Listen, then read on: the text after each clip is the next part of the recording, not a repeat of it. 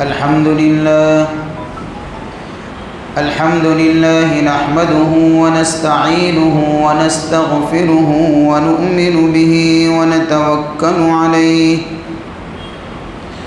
ونعوذ بالله من شرور أنفسنا ومن سيئات أعمالنا من يهده الله فلا مضل له ومن يضلله فلا هادي له ونشهد أن لا إله إلا الله وحده لا شريك له ونشهد أن سيدنا وسندنا ومولانا محمدا عبده ورسوله صلى الله تعالى عليه وعلى آله وأصحابه أجمعين أما بعد فأعوذ بالله من الشيطان الرجيم بسم الله الرحمن الرحيم ما ننسخ من آية أو ننسها نأتي بخير منها أو مثلها ألم تعلم أن الله على كل شيء قدير ألم تعلم أن الله له ملك السماوات والأرض وما لكم من دون الله من ولي ولا نصير أم تريدون أن تسألوا رسولكم كما سئل موسى من قبل ومن يتبدل الكفر بالإيمان فقد ضل سواء السبيل صدق الله مولانا العظيم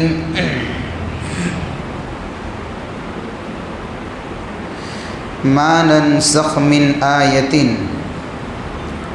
جو کوئی آیت ہم منسوخ کرتے ہیں، او ننسیہا یا ہم اس کو بلا دیتے ہیں، نأتی بخیر تو ہم لے آتے ہیں بہتر، منہا اس سے، یا او مثلہا اس کے برابر۔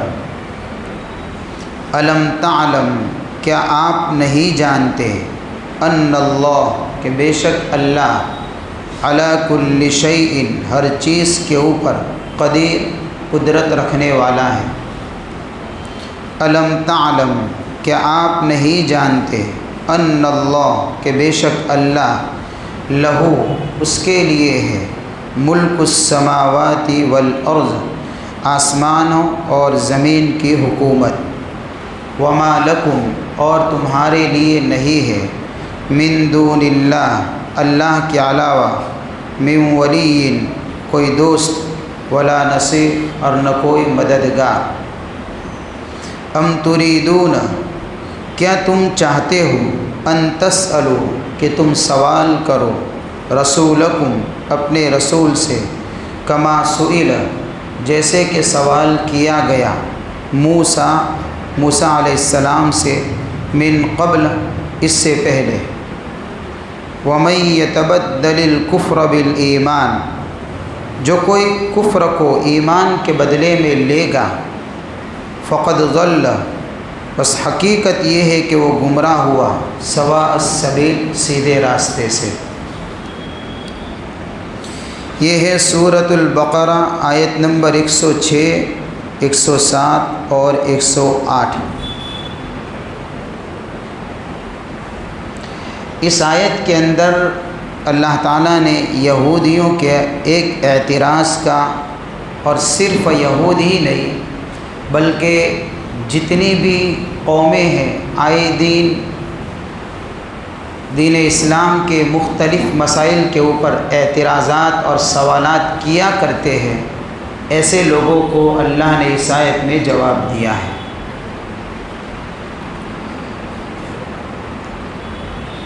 کیا اعتراض کرتے ہیں اور کیا جواب ہے، اس بات کو سمجھنے سے پہلے کچھ باتوں کو اس سے پہلے سمجھنا لازم ہے، تو ہی ان کا سوال سمجھ میں آئے گا، اور تو ہی آیت کے اندر جو جواب ہے وہ جواب سمجھ میں آئے گا۔ عربی کے اندر ایک لفظ آتا ہے جو اس آیت کے اندر استعمال ہوا ہے، ما ننسخ من، نسخ ایک لفظ آتا ہے۔ یہ نسخ کا عربی جو لفظ ہے اس کا میننگ ہوتا ہے اردو کے اندر کسی چیز کو مٹانا یا پھر لکھنا، یہ اس کا اردو میں میننگ ہے۔ قرآن کی زبان کے اندر نسخ کس کو کہتے ہیں؟ کسی حکم کو اٹھا دینا اور اس کی جگہ پر کوئی نیا حکم اللہ دیوے۔ پہلے والے حکم کو اللہ نے اٹھا لیا اور اس کی جگہ پر اللہ نے کوئی دوسرا حکم اتارا، یا اتارا نہیں تو اتنا ہوا کہ پہلے والے حکم کو ہی اٹھا لیا۔ اس کو قرآن کی زبان کے اندر نسخ کہتے ہیں۔ احکام کے اندر اور قوانین کے اندر اللہ اپنی حکمت اور مصلحت کے مطابق تبدیلی کرتا ہے، یہ خلاصہ ہے۔ حکم کو بدل سکتا ہے اللہ اپنی حکمت اور مصلحت کے مطابق۔ اور صرف قرآن کی بات نہیں ہے،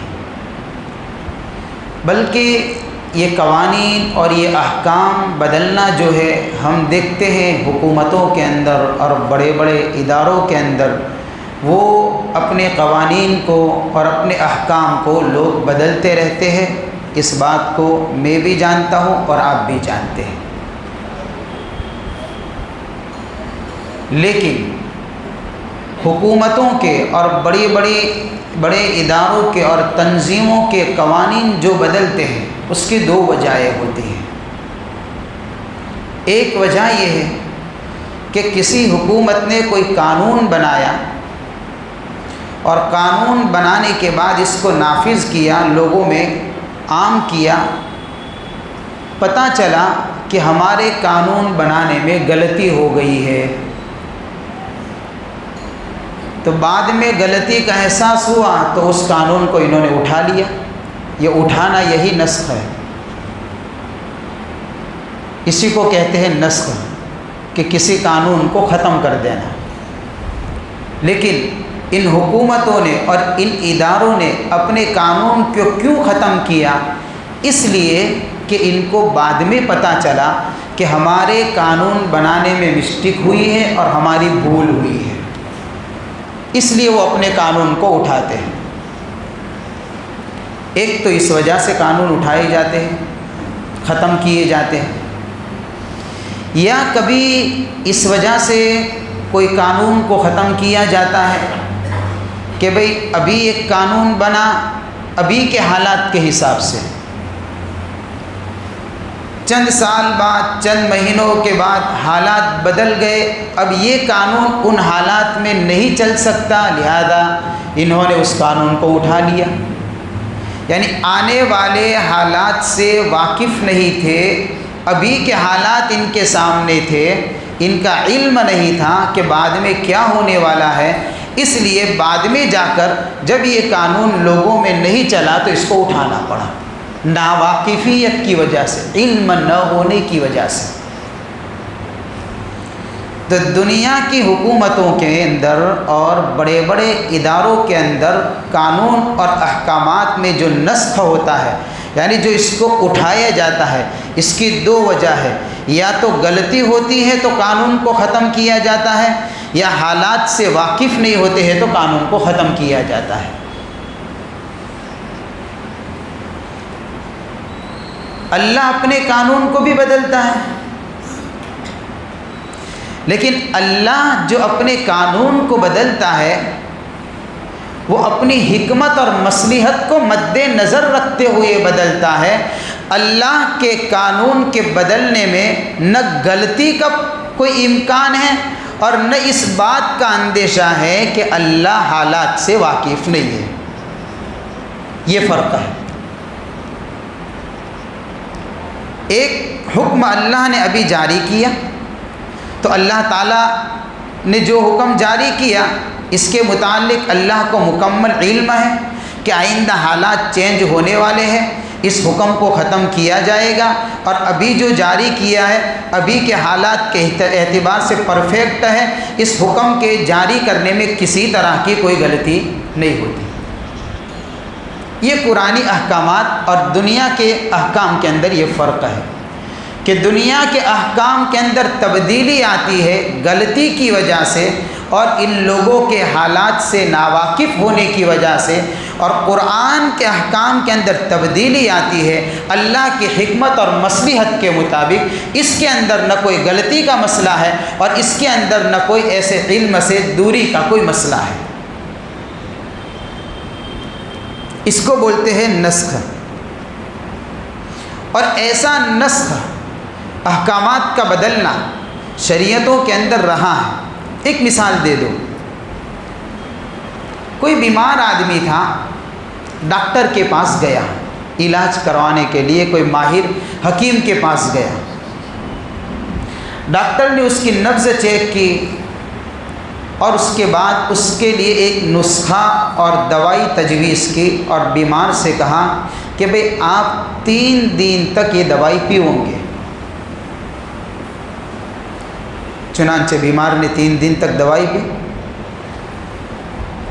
اور 3 دن کے بعد واپس آؤں گے ہمارے پاس۔ تو بیمار 3 دن کے بعد پھر گیا، پھر ڈاکٹر نے نبض چیک کی، تو اب جو نسخہ تجویز کیا اور جو دوائی اس کے لیے لکھی ڈاکٹر نے، وہ اس دوا سے چینج کر دی، دوائی بدل دی، اور پھر اس کو کہا کہ بھئی 1 ہفتے تک پیؤں گے پھر واپس آؤں گے۔ تو بیمار نے 1 ہفتے تک دوا استعمال کی، پھر 1 ہفتے کے بعد واپس گیا ڈاکٹر کے پاس، پھر ڈاکٹر نے نبض چیک کی، پھر اس کے بعد واپس دوائی دی، اب جو دوائی دی وہ بھی چینج کر دی، وہ بھی بدل ہوتا ہے بھائی ڈاکٹروں کے پاس اس طریقے سے۔ اچھا، اس ڈاکٹر نے جب اس بیمار سے پہلی مرتبہ ملاقات کی اور پہلی مرتبہ دوائی لکھی، اس وقت یہ ڈاکٹر جانتا تھا کہ ہر 3 دن یا ہفتے کے بعد جب یہ بیمار میرے پاس آئے گا تو اس کی دواؤں کے اندر مجھے چینجز لانی پڑے گی، اس لیے کہ اس کی طبیعت سدھارے پر جائے گی۔ ڈاکٹر جانتا ہے نا اس بات کو، جانتا ہے، اس کے باوجود ڈاکٹر بار بار بلا کر موقع محل کے اعتبار سے دوائی چینج کرتا ہے۔ کبھی یہ نہیں کرتا کہ کوئی بیمار گیا ہو، ڈاکٹر نے دوائی لکھی، اتنا بڑا پیپر دے دیا اور اس کو کہہ دیا کہ 3 دن یہ پیؤں گے، ہفتے تک اس کو پیؤں گے، 4 دن تک اس کو پیؤں گے، مہینے تک اس کو پیؤں گے۔ اگر کوئی ڈاکٹر اس طریقے سے دوا تجویز کر دے تو لوگ اس کو کہیں گے بیوقوف لگتا ہے، بیمار کو اتنی ساری دوائی پکڑا دی ہے، اس لیے یہ ڈاکٹر ہے کہ کسائی ہے، لوگ بولتے ہیں ایسا۔ ان دونوں ڈاکٹروں میں سے ماہر ڈاکٹر کون سا؟ کہ ماہر ڈاکٹر وہ جس نے بیمار کی بیماری کی تشخیص کرنے کے بعد موقع محل کو دیکھتے ہوئے دھیرے دھیرے دوائی کے اندر چینجز کرتا گیا، تبدیلی کرتا گیا، جبکہ یہ ڈاکٹر بھی جانتا تھا کہ مجھے دواؤں کو بدلنا پڑے گا، لیکن ایک ساتھ میں نہیں بدلی۔ یہ ڈاکٹر کی ڈاکٹری میں مہارت کی نشانی ہے،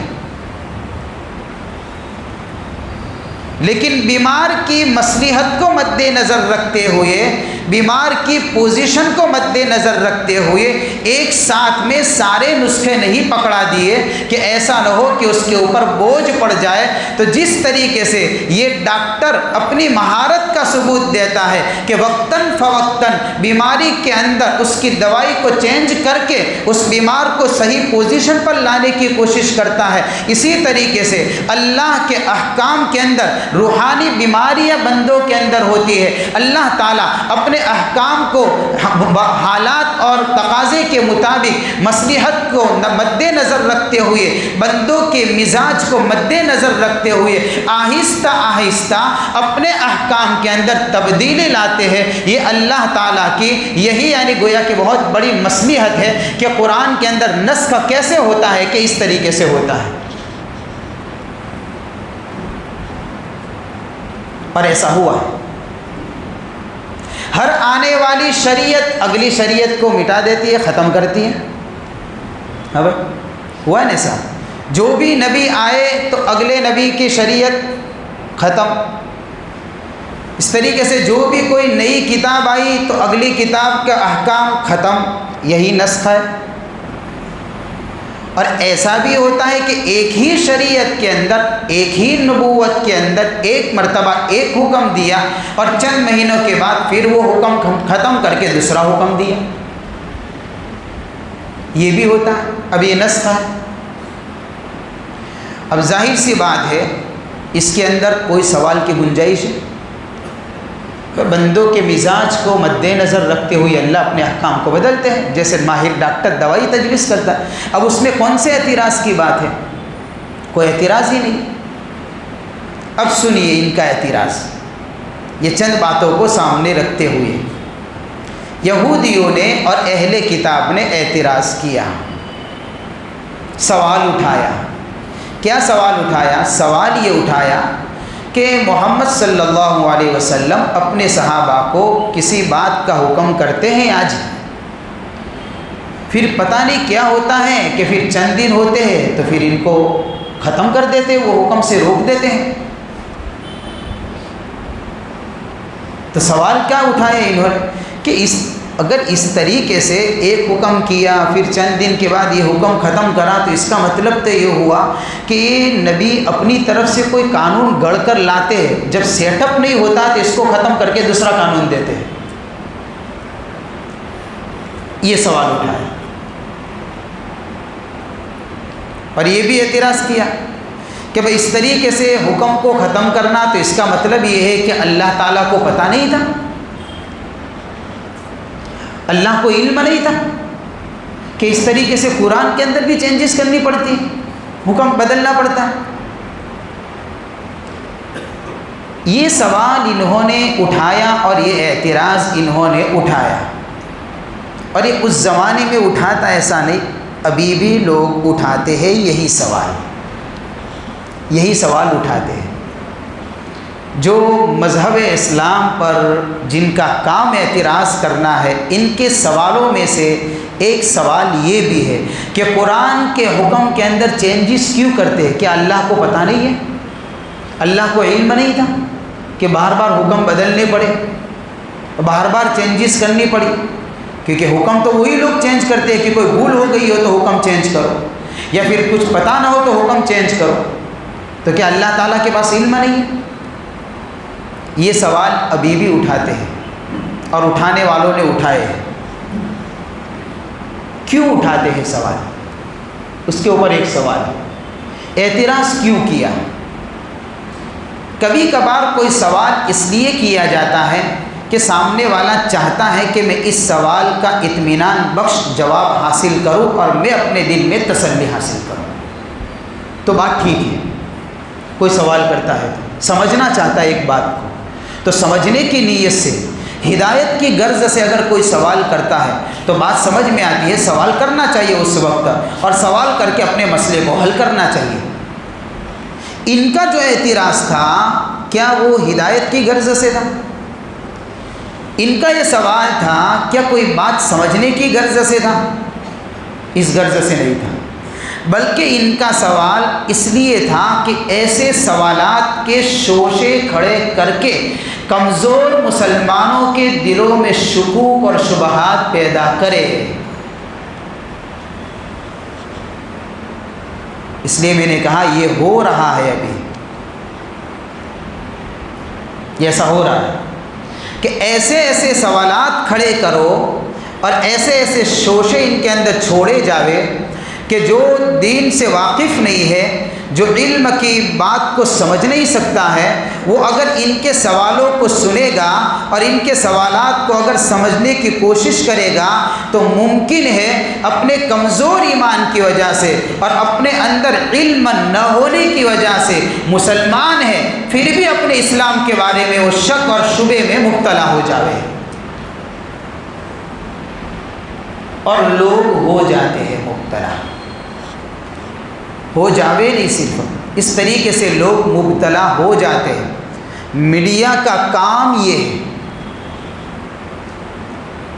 الیکٹرانک میڈیا کے اوپر جو بحث ہوتی ہے وہ ملک کے حالات پر نہیں ہوتی ہے، وہ دین اسلام کے ایسی چیزوں کے اوپر بحث ان کے ہوا کرتی ہے۔ اور ہم میڈیا کے عادی ہیں، ہم ان کے سوال سنتے ہیں اور دیکھتے ہیں۔ اب اولاً تو ہم بھی نہیں جانتے کہ بھئی یہ سوال اس نے کیا ہے صحیح ہے کہ غلط ہے، اس کا سوال کرنا صحیح ہے کہ نہیں، یہ تو ہم بھی نہیں جانتے۔ اچھا، اگر سوال کرنا صحیح ہے تو اس کا جواب ہم کو پتہ نہیں ہے، جانتے کچھ نہیں ہے، لیکن کوئی سوال کرتے ہیں تو ہم بھی جواب دینے کے لیے ہاتھ اٹھا دیتے ہیں۔ اس نے غلط جواب دیا نا، اس کو پتہ نہیں تھا، اس کو میڈیا میں نہیں آنا چاہیے تھا، وہ مولوی صاحب کیوں میڈیا میں آ گئے؟ تو آپ چلے جاتے نا، آپ کو جواب یاد تھا تو۔ غلط لوگ بھی جاتے ہیں میڈیا میں، نہیں جاتے ہوئے نہیں، مسلمانوں کے ترجمان بن کر جاتے ہیں، وہ بھی رونگ ہی ہوا کرتے، لیکن سارے رونگ نہیں ہیں، صحیح لوگ بھی جاتے ہیں۔ تو ہم کو پتہ نہیں ہے سوال کیا ہے، اس کا جواب کیا ہے، ہم اس کو سنا کرتے ہیں اور بار بار سنتے ہیں، اور جب جواب سمجھ میں نہیں آتے تو ہمارے دماغ کے اندر بھی چکر گھومنے لگتا ہے کہ یار یہ ہے کیا، اب لے کر گھما کرتے ہیں، کسی کو پوچھا، اس کو پوچھا، اس کو پوچھا، اس کو پوچھا، بھی ضرورت کیا تھی آپ کو یہ سوال وہاں سے لے کر اٹھا کر لانے کی؟ آپ مسلمان ہیں، اللہ نے ہمیں دین اسلام سے نوازا ہے، ایمان کی نورانیت اللہ نے ہمارے دلوں میں اتاری ہے، تو ہمارا تو کام یہ ہے آمنا صدقنا، اتنا یقین ہونا چاہیے کہ اللہ کی طرف سے جو حکم ہے وہ پرفیکٹ ہے، بات ختم، میرا ایمان ہے، میں اس کو مانتا ہوں۔ یہ کب ہوتا ہے؟ یہ اس وقت ہوتا ہے کہ جب اس طریقے سے ایسے لوگ اس طریقے سے اعتراضات کرتے ہیں، سوالات کرتے ہیں، اور ان کے اعتراض اور سوال کرنے کا مقصد یہ ہے کہ ایسے کمزور ایمان والوں کے دلوں میں شکوک اور شبہات پیدا کرے۔ جب یہ خود ایمان والے شک اور شبے میں آ جائیں گے تو وہ خود ہی اپنے راستے کو چھوڑ دے گا، اس کو پھر بلانے کی ضرورت پڑے گی نہیں۔ وہ کیسے شبے میں شک میں کیسے مبتلا ہوں گے؟ وہ شک میں اس طریقے سے مبتلا ہوں گے، جیسے مثال کے طور پر اس کو لے لیا جائے کہ اگر یہ سوال اٹھایا کہ اللہ نے اپنے کسی حکم کو اٹھا لیا تو کیا اللہ نے جب یہ حکم اتارا تھا اس وقت اللہ سے بھول ہو گئی تھی کہ واپس اٹھانا پڑا؟ کیا اللہ جانتا نہیں تھا نعوذ باللہ کہ اب اس حکم کو واپس لینا پڑا؟ اس کا مطلب تو یہ ہوا کہ جو حکم اللہ نے اٹھایا ہے یہ حکم برا ہے، اب جو حکم دیا ہے وہ حکم اچھا ہے۔ یا تو پھر یہ ہوا کہ جو حکم اللہ نے اٹھایا ہے وہ حکم اچھا ہے اور جو دیا وہ برا ہے۔ یہ برا ہے، جو آیا وہ برا ہے، اس لیے کہ ایک کو اٹھایا ایک کو دیا تو ایک برا ہوگا اور ایک اچھا ہوگا۔ اب یہ شبے میں ڈالا جائے، دل کے اندر یہ شبہ پیدا کیا جاتا ہے، حالانکہ اللہ تعالیٰ کی وحی کے اندر، کیونکہ سارے احکام اللہ کے بذریعے وحی آئے، تو وحی کے اندر شر نام کی کوئی چیز ہی نہیں، وہ خیر ہی خیر ہے، لہذا جو حکم اٹھایا ہے وہ بھی خیر، جو اتارا وہ بھی خیر۔ اس کے اندر یہ سوال ہی پیدا نہیں ہوتا کہ اللہ نے اچھائی کو برائی سے بدلا، نسخ کا میننگ یہ ہے ہی نہیں، نسخ کا میننگ یہ ہے ہی نہیں، لیکن یہ پورا بدل دیتے، مائنڈ واش کر دیتے ہیں اور اس طریقے سے شک میں ڈال دیتے، ہم پریشان ہو جاتے کرنا کا۔ حالانکہ نسخ کا میننگ میں نے بتا دیا، نسخ کا میننگ اتنا ہے کہ ایک حکم کو اٹھا دینا، بس بات ختم ہو گئی۔ اچھائی کو برائی سے بدلنا یا برائی کو اچھائی سے بدلنا، میننگ ہے کہاں نسخ کا؟ جو حکم اٹھائے وہ بھی خیر تھا، جو آیا ہے وہ بھی خیر ہے۔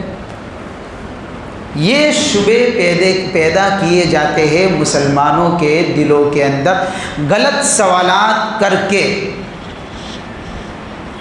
چنانچہ اللہ تعالیٰ نے اس کا جواب دیا ہے اس آیت کے اندر کہ ما ننسخ من آیت او ننسها نأت بخیر منها او مثلها، اللہ فرماتے جو کوئی آیت کا حکم ہم منسوخ کرتے ہیں. کبھی ایسا ہوتا ہے کہ اللہ تعالیٰ تلاوت جاری ہے آیت کی، یعنی وہ آیت قرآن میں موجود ہے، لیکن آیت پر عمل کرنے کا حکم اللہ نے ختم کر دیا کہ اب اس آیت پر عمل نہیں ہوگا. کبھی یہ بھی ہوتا ہے. ما ننسخ من آیتن کا مطلب یہ ہے کہ جو کوئی آیت کا حکم ہم منسوخ کر دیتے ہیں تو ایسا ہوتا ہے کہ آیت کا حکم تو منسوخ ہو گیا، اس کو ختم کر دیا، لیکن آیت کی تلاوت جاری ہے. مثالیں دے رہا ہوں میں آگے. کبھی اللہ منسوخ کر دیتے، کیسے؟ اس آیت ہی کو ذہن سے نکال دیتے ہیں، یعنی اب آیت کی تلاوت جاری نہیں ہے لیکن آیت پر عمل جاری ہے. کبھی یہ بھی ہوتا ہے نسخ، اس طریقے سے بھی یعنی کہ تبدیلی ہوتی ہے حکم کے اندر. پہلے کیسے تبدیلی ہوئی؟ حکم اٹھا لیا، تلاوت جاری. او ننسها کے اندر کیا کہا کہ بھئی تلاوت اٹھا لی، حکم جاری. اس طریقے سے گویا کہ کر کے اس سے بہتر اللہ دیتے ہیں، یعنی جس حکم کو اللہ نے اٹھایا ہے اس سے بہتر. او نأتی بخیر منها او مثلها، یا ہم لے آتے ہیں اس سے بہتر یا اس کے برابر. کس اعتبار سے بہتر؟ کہ اب جو یہ حکم اللہ نے اٹھا لیا ہے اور نیا حکم اللہ کی طرف سے آیا ہے، اس حکم پر عمل کرنا پہلے والے حکم کے مقابلے میں سہولت ہوتی ہے، آسانی ہوتی ہے، یا پھر برابر ہوتا ہے، اجر کے اندر گویا کہ بہتری ہوتی ہے کہ اس کے اوپر عمل کریں گے تو اجر بڑھ جائے گا. یہ ہے نسخ. اور اس طریقے سے نسخ قرآن کے اندر کئی شکلوں میں ہوتا ہے. مثال کے طور پر ایک شکل تو یہ ہے کہ اللہ تعالیٰ تلاوت ختم فرما دیتے ہیں، لیکن جس آیت کی تلاوت ختم کی ہے اس آیت پر عمل جاری ہے، عمل کیا جائے گا. تلاوت ختم ہے. جیسے وہ ایک آیت ہے جو قرآن میں نہیں ہے، پہلے تھی قرآن کے اندر، وہ قرآن کی آیت ہی تھی، لیکن اللہ نے آیت کو اٹھا لیا. وہ آیت یہ ہے جس کا مفہوم یہ نکلتا ہے کہ شادی شدہ مرد اور عورت اگر زنا کرے تو پتھر سے مار کر ان کو ختم کیا جائے گا. تو وہ یہ قانون ہے، اسلامی سلطنت اور مملکت میں قانون ہے، تو عمل جاری ہے، لیکن آیت نہیں ہے اس کے اندر. آیت کو اللہ نے اٹھا لیا. تو کبھی اس طریقے سے نسخ ہوتا ہے، کبھی اس طریقے سے نسخ ہوتا ہے کہ اللہ تعالیٰ حکم کو اٹھا لیتے ہیں، تلاوت جاری ہے. جیسے اس کی مثال کہ جب وراثت کی آیتیں نہیں اتری تھی اس وقت حکم یہ تھا کہ جب کسی آدمی کا انتقال ہوئے اور اس نے مال چھوڑا ہے تو مرنے والا اپنے رشتہ دار کے لیے وصیت کرے. یہ پہلے حکم تھا. اس کے بعد اللہ تعالیٰ نے وراثت والا قانون اتار دیا، یوصیکم اللہ فی اولادکم للذکر مثل حظ الانثیین. پورے وراثت کے اصول بیان کر دیے. اب قانون بدل گیا، پہلے والا حکم ختم ہو گیا. اب کیا حکم ہوا کہ مرنے والا مرے تو اس کے لیے اب جائز نہیں ہے کہ اپنے رشتہ دار کے لیے وصیت کرے. کیوں جائز نہیں؟ اس لیے کہ اس کے جو رشتہ دار ہیں یعنی اولاد ہے، بیٹے بیٹی، ان کا تو وراثت میں آلریڈی حصہ پہلے سے ہے ہی. اب ان کے لیے وصیت نہیں ہے. پہلے وصیت تھی لیکن اس کو ختم کر دیا، اب وصیت نہیں. تو کبھی اس طریقے سے بھی نسخ ہوتا ہے قرآن کے اندر. کبھی اس طریقے سے نسخ ہوتا ہے کہ اللہ تعالیٰ نے تلاوت بھی ختم کر دی اور حکم بھی ختم کر دیا. جیسے اس کی مثال بعض روایتوں میں آتا ہے کہ سورۃ الاحزاب قرآن کے اندر ایک سورت ہے، 21ویں پارے کے پونے پارے سے یہ سورت شروع ہوتی ہے اور ختم ہوتی ہے پارہ 22 کے پاؤ پارے کے اوپر، آدھے پارے کی سورت ہے. اس سورت کے متعلق روایتوں میں آتا ہے یہ سورت سورۃ البقرہ کی طرح لمبی تھی، 2.5 پارے کی سورت تھی. سورۃ البقرہ تقریباً 2.5 پاروں کی صورت ہے، اتنی لمبی صورت تھی، تو اللہ تعالیٰ نے اس صورت کو ختم کر دیا، بقیہ حصے کو، صرف آدھے پارے کی صورت کو باقی رکھا۔ اب اس صورت کی آیتیں بھی ختم اور اس کے اندر جو احکامات تھے وہ سب ختم، نہ اس کے اوپر عمل ہے نہ آیتوں کی تلاوت ہے۔ اب ہم دیکھیں گے قرآن کے اندر سورۃ الاحزاب کہاں سے شروع ہوتی ہے بھائی؟ 21ویں پونے پارے سے کب ختم ہوتی ہے؟ 22ویں پاؤ پارے پر، آدھے پارے کی صورت ہو گئی ہے۔ تو کبھی تو یہ بھی ہوتا ہے نسخ۔ تو خیر اس طریقے سے اللہ کے احکام کے اندر تبدیلی آتی ہے۔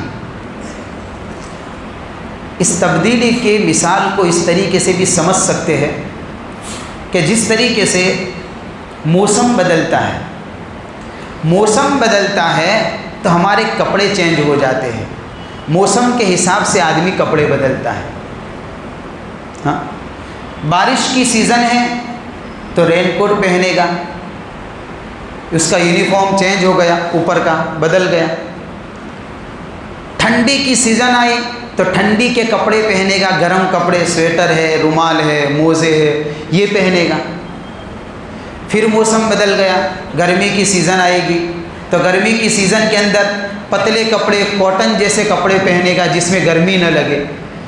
تو موسم کے بدلنے سے جس طریقے سے انسان اپنے کپڑے چینج کرتا ہے اور اس میں کوئی برائی نہیں ہے، اسی طریقے سے اللہ تعالیٰ لوگوں کے حالات کے بدلنے سے اپنے احکام بدلتا ہے اور اپنی حکمت اور مصلحت کے مطابق بدلتا ہے۔ اس میں کوئی اعتراض کا سوال ہی پیدا نہیں ہوتا ہے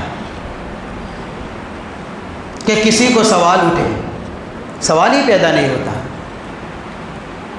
چنانچہ اللہ فرماتے ہیں کہ جو کوئی بھی حکم ہم ختم کرتے تو اس سے بہتر لا کر دیتے ہم، اس لیے آگے اللہ جواب دیتے الم تعلم ان اللہ علی کل شیء قدیر، کیا آپ جانتے نہیں کہ اللہ تعالیٰ ہر چیز پر قادر ہے؟ اللہ کی قدرت کا علم نہیں ہے؟ ان کو جواب دیا جا رہا ہے، کیا تم اللہ کی قدرت کا مشاہدہ نہیں کرتے؟ اللہ کے عجائبات قدرت کا مشاہدہ نہیں کرتے، غرائب کا مشاہدہ نہیں کرتے، روزانہ دنیا کے حالات بدلتے نظر آتے ہیں، کیا اس کے ذریعے سے سبق نہیں لیتے؟ جس طریقے سے اللہ تعالیٰ لوگوں کے حالات کو بدلتا ہے، اسی طریقے سے اللہ جب ضرورت پڑتی ہے تو اپنے قرآن کے اندر احکام بھی بدلتا ہے۔ وہ قادر مطلق ہے، وہ مختار کل ہے۔ حضرت تھانوی نے بڑا عجیب جواب دیا ہے ان اعتراض کرنے والوں کو۔ احکام 2 طرح کے ہیں، ایک احکام ہے تکوینی اور ایک احکام ہے تشریعی۔ تکوینی احکام کا مطلب یہ ہے کہ جو اللہ کے امر کن سے وجود میں آتے ہیں، اس کو تکوینی احکام کہتے ہیں۔ اور تشریعی احکام یعنی شریعت کے احکام جس پر ہم عمل کرتے ہیں اور عمل کے ہم کو مکلف بنایا گیا، یہ تشریعی احکام ہے۔ اچھا، اب تکوینی احکام کے ماتحت دیکھیے، اللہ تعالیٰ نے کسی کو بیٹا دیا، کسی کو بیٹی دی، اس کا انتقال ہو گیا۔ پھر کوئی اعتراض کرتا ہے کہ اللہ جب تجھے میری اولاد کو لینا تھا تو دیا کیوں؟ آج تک کسی نے سوال اٹھایا؟ نہیں اٹھایا۔ اچھا، اسی طریقے سے ایک آدمی مالدار تھا، غریب ہو گیا، یہ سب اللہ کے امر کن سے ہوتا ہے، تکوینی احکام ہے۔ مالدار تھا، غریب ہو گیا، اب وہ سوال اٹھاتا ہے کہ اللہ جب مجھے غریب بنانا تھا تو مالدار بنایا ہی کیوں تھا؟ کسی نے کہا ایسا؟ کسی نے نہیں کہا۔ اسی طریقے سے ایک آدمی تندرست تھا، بیمار ہو گیا، اب بیمار ہونے کے بعد کبھی اس نے ایسا سوال اٹھایا کہ اللہ جب مجھے بیمار کرنا تھا تو تندرستی کیوں دی؟ ہاں، کوئی بھی نہیں اٹھا۔ بہت ساری مثالیں ایسی ملے گی، اس کے اندر تو کوئی سوال نہیں اٹھاتا۔ حضرت تھانوی فرماتے، پنڈت جی، ان کو جواب دیتے ہوئے حضرت تھانوی نے لفظ استعمال فرما، یعنی کہ میں نے تفسیر کے اندر پڑھا کہ پنڈت جی جب اس کے اندر تم کو سوال نہیں اٹھتا اور اس بات کو تو آپ بھی مانتے ہیں کہ اللہ اولاد دے اور لے لے، اس کی مرضی، مالدار تھا غریب ہو گیا اس کی مرضی، بیمار تھا تندرست تھا بیمار ہو گیا اس کی مرضی، اس پر سوال نہیں اٹھتا، یہ اللہ کے تکوینی امور ہے۔ تو اللہ تعالیٰ اگر اپنے تشریعی امور میں کچھ تبدیلی لائے تو پھر اس پر سوال کیوں اٹھا؟ آپ کو اس پر بھی تو سوال نہیں ہونا چاہیے، اس پر کیوں سوال اٹھا؟ یہ احکام بھی اللہ کی طرف سے، یہ احکام بھی اللہ کی طرف سے۔ اسی بات کو اللہ تعالیٰ نے کہا الم تعلم ان اللہ علی کل شیء قدیر، کیا وہ لوگ نہیں، کیا آپ نہیں جانتے کہ اللہ تعالیٰ ہر چیز پر قادر ہے؟ جس طریقے سے اللہ امیر کو غریب بنا سکتا ہے، جس طریقے سے اللہ اولاد کو لے سکتا ہے، اللہ کی قدرت کی نشانی ہے۔ جس طریقے سے بے اولاد کو اللہ اولاد عطا فرماتا ہے، جس طریقے سے اللہ تعالیٰ بیمار کو تندرست بناتا ہے، تندرست کو بیمار بناتا ہے، یہ ساری خدا کی قدرت کی نشانیاں ہیں۔ یہ بھی اللہ کی حکمت اور مصلحت کے مطابق ہوتا ہے کہ جب شریعت میں ضرورت پڑتی ہے تو اللہ اپنے بندوں کے مزاج کی رعایت کرتے ہوئے اللہ تعالیٰ اس میں بھی تبدیلی فرماتا ہے۔ ان اللہ علی، وہ قادر مطلق ہے، وہ مختار کل ہے، اس کو پوچھے گا کون؟ مسئلہ رہا کیا اس طریقے سے تبدیلی کرنے سے نعوذ باللہ اللہ کے علم میں کوئی فرق بڑھوتری؟ تو کیا اللہ کا علم تو اللہ کا علم ہے، ہاں، نہ کم ہے کہ کوئی یوں کہے کہ بھائی اللہ کے علم میں بڑھوتری ہو گئی۔ مسئلہ یہ ہے کہ ہمارے علم کے اندر کچھ گڑبڑی ہوئی، اس لیے کہ اللہ تعالیٰ نے جب ایک حکم اتارا، اس حکم کو کتنی مدت تک رہنا تھا ہم نہیں جانتے تھے۔ قصور تو ہمارے ذہنوں کا ہے، علم تو ہماری کمی تو ہمارے علم کے اندر ہے۔ ہمارے علم کی کمی کی وجہ سے سوال اللہ کی کتاب کے اوپر اٹھا دیا، یہ تو نادانی اور بے وقوفی ہے۔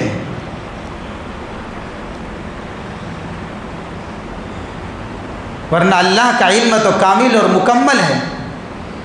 میرے نہ جاننے کی وجہ سے یہ بات الگ ہے کہ مجھے سمجھ میں نہیں آئی یہ بات کہ کب تک اللہ کا یہ حکم رہے گا اور کب اللہ اس حکم کو اٹھائے گا۔ اس مدت کا علم مجھے نہیں تھا، اس حکم کا علم مجھے نہیں تھا۔ یہ اللہ نے اس حکم کو اٹھایا، جب جا کر پتہ چلا کہ اللہ کا یہ حکم تو اٹھا لیا گیا، تو علم کی کمی کہاں پر آئی؟ ہمارے اندر آئی۔ اس لیے جو یہ سوال بھی اگر انہوں نے اٹھایا کہ کیا اللہ نہیں جانتا کہ اپنے حکم کو اٹھاتا ہے، تو مسئلہ یہ ہے کہ آپ ہی نہیں جانتے، اس لیے کہ آپ اتنے ادھورے علم سے سوال کریں گے تو جواب بھی سمجھ میں نہیں آئے گا۔ پھر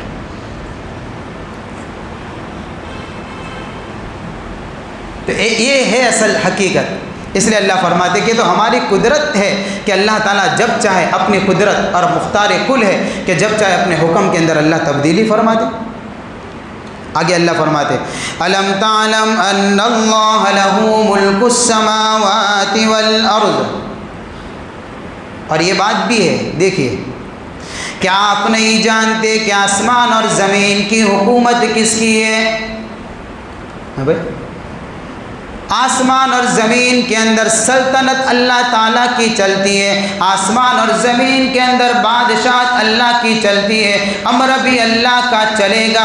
اور اس طریقے سے کہ جس طریقے سے بادشاہ اپنے احکام کے اندر تبدیلی کرتے ہیں، وہ شہنشاہوں کا شہنشاہ ہے، وہ بادشاہوں کا بادشاہ ہے، وہ بھی اپنے احکام میں تبدیلی کرتا ہے۔